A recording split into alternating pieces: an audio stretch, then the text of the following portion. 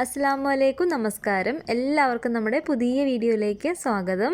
ഇന്നത്തെ നമ്മുടെ റെസിപ്പി നല്ല രുചിയുള്ളൊരു പുതുമയുള്ളൊരു പായസമാണ്. പായസം കുടിക്കാൻ ഇഷ്ടമുള്ളവർക്ക് തീർച്ചയായിട്ടും ഇഷ്ടപ്പെടുന്ന നല്ല ടേസ്റ്റി ആയിട്ടുള്ളൊരു റെസിപ്പിയാണ്. അപ്പോൾ നമുക്കത് എങ്ങനെയാണ് ഉണ്ടാക്കുന്നതെന്നൊന്ന് നോക്കാം.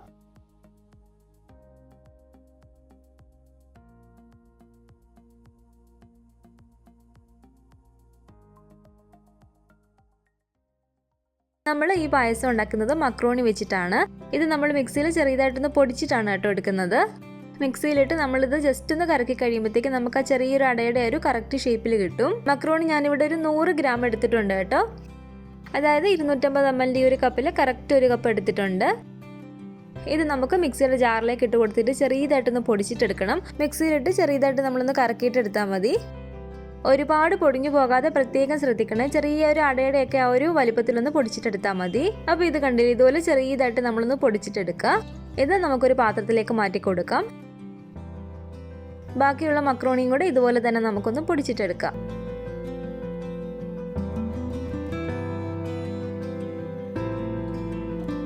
മക്രോണി എല്ലാം ഞാൻ ഇതുപോലെ ഒന്ന് പൊടിച്ചെടുത്തിട്ടുണ്ട്. ഇനി ഇതുപോലെ ഒരു പാത്രത്തിലേക്ക് ഞാനൊരു 1/4 ഭാഗത്തോളം വെള്ളം എടുത്തിട്ടുണ്ട്. ഈ വെള്ളത്തിലേക്ക് ഞാൻ ഒരു 1/2 ടീസ്പൂൺ നെയ്യ് ചേർത്ത് കൊടുക്കുകയാണ്. നെയ്ക്ക് പകരം ഓയിൽ ചേർത്ത് കൊടുത്താലും മതി. മക്രോണി നമ്മൾ ഈ വെള്ളത്തിലേക്ക് ഇട്ട് കൊടുക്കുന്ന സമയത്ത് അത് തമ്മിൽ ഒട്ടി പിടിക്കാതിരിക്കാൻ വേണ്ടിയിട്ടാണ് നമ്മൾ ഇതുപോലെ കുറച്ച് നെയ്യോ അല്ലെങ്കിൽ ഓയിലോ ഇതുപോലെ ഒഴിച്ചു കൊടുക്കുന്നത്. അപ്പോൾ ഇനി വെള്ളം നന്നായിട്ടൊന്ന് ചൂടായിട്ട് വരണം. വെള്ളം ഇതുപോലെ ചൂടായി വന്നതിന് ശേഷം നമ്മൾ പൊടിച്ചു വെച്ചിരിക്കുന്ന മക്രോണി ഇതിലേക്ക് ഇട്ട് കൊടുക്കാം. എന്നിട്ട് ഇനി മക്രോണി നമുക്കൊരു 1/4 ഭാഗത്തുള്ളൊന്ന് വേവിച്ചിട്ടെടുക്കാം. ഒരുപാട് വെന്ത് പോകാതെ പ്രത്യേകം ശ്രദ്ധിക്കണേ. ഒരു 1/4 ഭാഗം വേഗം ആകുമ്പോഴത്തേക്കും നമുക്കിതങ്ങ് ഓഫ് ചെയ്ത് കൊടുക്കാവുന്നതാണ്. അപ്പോൾ മക്രോണി ഇവിടെ വെന്ത് വന്നിട്ടുണ്ട്. ഇതൊരു 1/4 ഭാഗത്തോളം ഞാൻ വേവിച്ചെടുത്തിട്ടുണ്ട് കേട്ടോ. നന്നായിട്ട് ഇത് നമ്മൾ വേവിച്ചിട്ടെടുക്കാത്തത് ഇത് പാലിലേക്ക് ഇട്ട് കൊടുക്കുന്ന സമയത്ത് ഇത് കുറച്ചും കൂടെ ആ പാലിൽ കിടന്നിട്ടൊന്ന് വെന്തിട്ട് കിട്ടും. അപ്പോൾ ആ ഒരു സമയത്ത് ഇത് കൂടുതൽ വെന്ത് പോകാതിരിക്കാൻ വേണ്ടിയിട്ടാണ് നമ്മളിതൊരു 1/4 ഭാഗം ഇപ്പോൾ വേവിച്ചിട്ടെടുക്കുന്നത്. ഇനി നമുക്ക് ഈ ഫ്ലെയിം അങ്ങ് ഓഫ് ചെയ്ത് കൊടുത്തേക്കാം. ഇതിൻ്റെ വെള്ളം നന്നായിട്ട് പോയി കിട്ടാൻ വേണ്ടിയിട്ട് നമുക്ക് ഇതുപോലൊരു അരിപ്പയിലേക്ക് ഇത് ഊറ്റി കൊടുക്കാം. അപ്പം തന്നെ അതിൻ്റെ മുകളിലേക്ക് നമുക്കൊരു 2 ഗ്ലാസോളം പച്ചവെള്ളം കൂടെ ഒഴിച്ചു കൊടുക്കാം. അതിൻ്റെ മുകളിലേക്ക് നമ്മൾ അപ്പം തന്നെ ഇതുപോലെ പച്ചവെള്ളം ഒഴിച്ചു കൊടുത്താൽ മക്രോണി ഒട്ടും തന്നെ ഒട്ടിപ്പിടിക്കാതിരുന്നോളും. അപ്പോൾ പിന്നെ നമുക്കിതൊന്ന് മാറ്റി വെക്കാം. അതിൻ്റെ വെള്ളമൊക്കെ നന്നായിട്ടൊന്ന് പോയി വരട്ടെ. ഇനി നമുക്കിതിലേക്ക് വേണ്ടത് 1.5 ലിറ്റർ പാലാണ്. ഈ ഒരു പാത്രത്തിലേക്ക് നമുക്ക് ഒരു 1.5 ലിറ്റർ പാൽ ഒഴിച്ചു കൊടുക്കാം.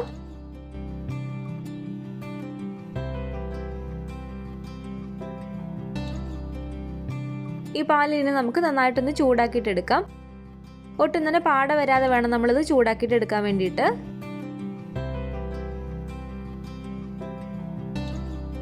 പാൽ ഇതുപോലെ ചൂടായി വരുന്ന സമയത്ത് നമുക്കിതിലേക്ക് കുറച്ച് കണ്ടൻസ് മിൽക്ക് ചേർത്ത് കൊടുക്കണം. ഞാനിപ്പോൾ ഇതിലേക്ക് ഒരു 1/4 കപ്പ് കണ്ടൻസ് മിൽക്ക് ചേർത്ത് കൊടുക്കുകയാണ്. അപ്പോൾ ഈ കണ്ടൻസ്ഡ് മിൽക്കും കൂടെ ചേർത്ത് കൊടുത്തിട്ട് നമുക്ക് നന്നായിട്ട് തന്നെ ഇളക്കി കൊടുക്കാം. തീ ഒന്ന് കുറച്ചിട്ടിട്ട് ഇളക്കി കൊടുക്കാം കേട്ടോ, അടി പിടിക്കാതിരിക്കാൻ വേണ്ടിയിട്ട്. ഇനി ഇതിലേക്ക് നമ്മുടെ മധുരത്തിന് ആവശ്യമായിട്ടുള്ള പഞ്ചസാര ചേർത്ത് കൊടുക്കാം. ആദ്യം ഞാനൊരു 1/4 കപ്പ് പഞ്ചസാര ചേർത്ത് കൊടുക്കുകയാണ്. അതിനുശേഷം നന്നായിട്ടൊന്ന് ഇളക്കി മധുരം നോക്കിയിട്ട് നമുക്ക് ബാക്കി പഞ്ചസാര ചേർത്ത് കൊടുക്കാം.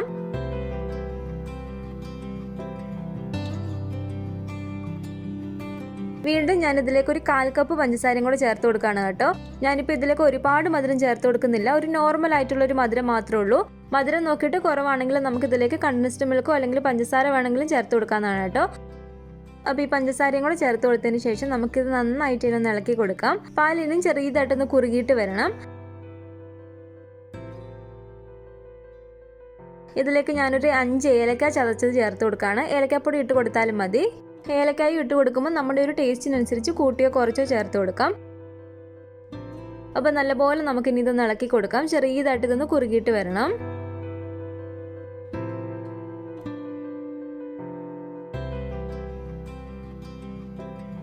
അപ്പോൾ അത്യാവശ്യം ഇതുപോലെ ഒന്ന് കുറുകിയിട്ട് ഈ പാലൊന്നും ഇവിടെ തിളച്ച് വന്നിട്ടുണ്ട്. ഇനിയാണ് നമ്മളിതിലേക്ക് നമ്മൾ വേവിച്ച് വെച്ചിരിക്കുന്ന മക്രോണി ഇട്ട് കൊടുക്കുന്നത്. നമ്മൾ സാധാരണ അട വേവിക്കുന്ന പോലെ തന്നെയുണ്ട് കേട്ടോ ഇത് കഴിക്കാനും കാണാനും വേണ്ടിയിട്ട്. 1/4 ഭാഗം വേവിച്ച് വെച്ചിരിക്കുന്ന ഈ മക്രോണിയും കൂടെ നമുക്കിതിലേക്ക് ഇട്ട് കൊടുക്കാം. മക്രോണിയും കൂടെ ഇതുപോലെ ഇട്ട് കൊടുത്തതിന് ശേഷം നമുക്ക് നന്നായിട്ട് ഒന്ന് ഇളക്കി കൊടുക്കണം. ഇനി നമുക്കിത് കുറച്ച് നേരം മീഡിയം ഫ്ലെയിമിലിട്ട് തന്നെ ഒന്ന് കുറുക്കിയിട്ടെടുക്കാം കേട്ടോ. അത്യാവശ്യം ഇതൊന്ന് കുറുകിയിട്ട് വരണം. നമ്മളിതിൽ മക്രോണിയാണ് ഇട്ട് കൊടുത്തിരിക്കുന്നതെങ്കിലും ശരിക്കും നമ്മൾ പാലട പായസം കഴിക്കുന്ന അതേ ടേസ്റ്റ് തന്നെയാണ്. ഒരു 2-3 മിനിറ്റ് മീഡിയം ഫ്ലെയിമിലിട്ട് കൊടുത്തതിന് ശേഷം പിന്നെ നമ്മൾ ലോ ഫ്ലെയിമിലേക്ക് മാറ്റി കൊടുക്കാം കേട്ടോ. ഒരുപാട് തീ കൂട്ടിയിട്ടിട്ട് നമ്മളിത് പെട്ടെന്ന് അങ്ങ് കുറുക്കി എടുക്കുന്നതിലും ടേസ്റ്റ് കൂടുതൽ നമ്മൾ ചെറിയ തീയിലിട്ടിട്ട് ഇതൊന്ന് കുറുക്കിയിട്ട് എടുക്കുമ്പോഴാണ്. അപ്പോഴാണ് നമ്മുടെ ഒരു പായസത്തിൻ്റെ ഒരു കളറും ചെറിയൊരു ക്രീം കളറായിട്ട് നമുക്ക് കിട്ടുന്നത്. അപ്പോൾ നന്നായിട്ട് ഇതുപോലെ ഒന്ന് തിളച്ച് വന്നതിന് ശേഷം നമുക്കിനി തീയൊന്ന് കുറച്ചിട്ടിട്ട് നന്നായിട്ട് ഇതൊന്ന് പതിയെ കുറുക്കിയെടുക്കാം.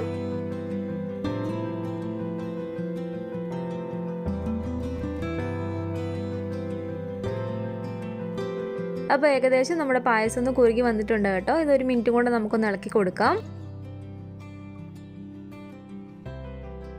ഇതിപ്പോൾ കണ്ടില്ല, അത്യാവശ്യം നമ്മുടെ പായസം ഇതുപോലെ ഒന്ന് കുറുകിയിട്ട് കിട്ടിയിട്ടുണ്ട്. ഈ ഒരു പരിവാകുമ്പോഴത്തേക്കും നമുക്ക് ഫ്ലെയിം അങ്ങ് ഓഫ് ചെയ്ത് കൊടുക്കാം. ഇനി നമ്മളിത് മൂടി വെച്ച് അടച്ചൊരു 5-10 മിനിറ്റ് വെക്കുമ്പോഴത്തേക്കും കുറച്ചും കൂടെ നമുക്കിതൊന്ന് കുറുകിയിട്ട് കിട്ടുന്നതാണ്. അപ്പോൾ ഇതുപോലെ ഈ ഒരു കട്ടിയാകുമ്പോഴത്തേക്കും നമുക്ക് ഫ്ലെയിം അങ്ങ് ഓഫ് ചെയ്ത് കൊടുത്തേക്കാം. ഇനി ഞാൻ ഈ ഒരു പാത്രത്തിലേക്ക് ഒരു 1.5 ടേബിൾ സ്പൂൺ അളവിൽ നെയ്യ് ചേർത്ത് കൊടുക്കുകയാണ്. ഇതിലേക്ക് ഞാൻ കുറച്ച് കാഷ്യൂനട്ട് എടുത്തിട്ടുണ്ട്. ഈ നെയ്യിലേക്ക് നമുക്ക് കാഷ്യൂനട്ട് ഇട്ട് കൊടുത്തിട്ടൊന്ന് ഫ്രൈ ചെയ്തിട്ടെടുക്കാം. പായസത്തിൽ ഉണക്കമുന്തിരി ചേർത്ത് കൊടുക്കുന്നത് ഇഷ്ടമാണെങ്കിൽ നമുക്കിതിലേക്ക് കുറച്ച് ഉണക്കമുന്തിരിയും കൂടി ഇട്ട് കൊടുത്തിട്ടൊന്ന് ഫ്രൈ ചെയ്തിട്ടെടുക്കാം. അപ്പോൾ ഈ കാഷ്യൂനട്ട് ഇവിടെ നിന്ന് ഫ്രൈ ആയിട്ട് വന്നിട്ടുണ്ട്. ഇനി നമുക്ക് ഫ്ലെയിം അങ്ങ് ഓഫ് ചെയ്ത് കൊടുത്തേക്കാം. ഒരു 10 മിനിറ്റ് നമ്മൾ അടച്ചു വെച്ചതിന് ശേഷം പായസം ഒന്നും കൂടെ കുറുകി വന്നിട്ടുണ്ട്. ഞാനതൊരു പാത്രത്തിലേക്ക് മാറ്റി കൊടുത്തിട്ടുണ്ട്. ഇതിലേക്ക് നമ്മൾ ഫ്രൈ ചെയ്തെടുത്തിരിക്കുന്ന ഈ കാഷ്യൂനട്ട് ഇട്ട് കൊടുക്കാം. അതുപോലെ ആ കാഷ്യൂനട്ട് വറുത്തെടുത്താൽ നെയ്യില്ല, അതുകൊണ്ട് ഞാൻ ഇതിൻ്റെ മുകളിലേക്ക് ഒഴിച്ചു കൊടുക്കുകയാണ്. പിന്നെ നെയ്യുടെ ഒരു ടേസ്റ്റ് ഇഷ്ടമില്ലാത്തവരാണെങ്കിൽ നെയ്യ് നമുക്ക് ഇതിനകത്തുനിന്ന് ഒഴിവാക്കാവുന്നതാണ്. അപ്പോൾ ഇനി നമുക്കിത് നന്നായിട്ടൊന്ന് മിക്സ് ചെയ്തിട്ടെടുക്കാം. അപ്പോൾ നമ്മുടെ നല്ല ടേസ്റ്റി ആയിട്ടുള്ള മക്രോണി പായസം ഇവിടെ റെഡി ആയിട്ടുണ്ട്.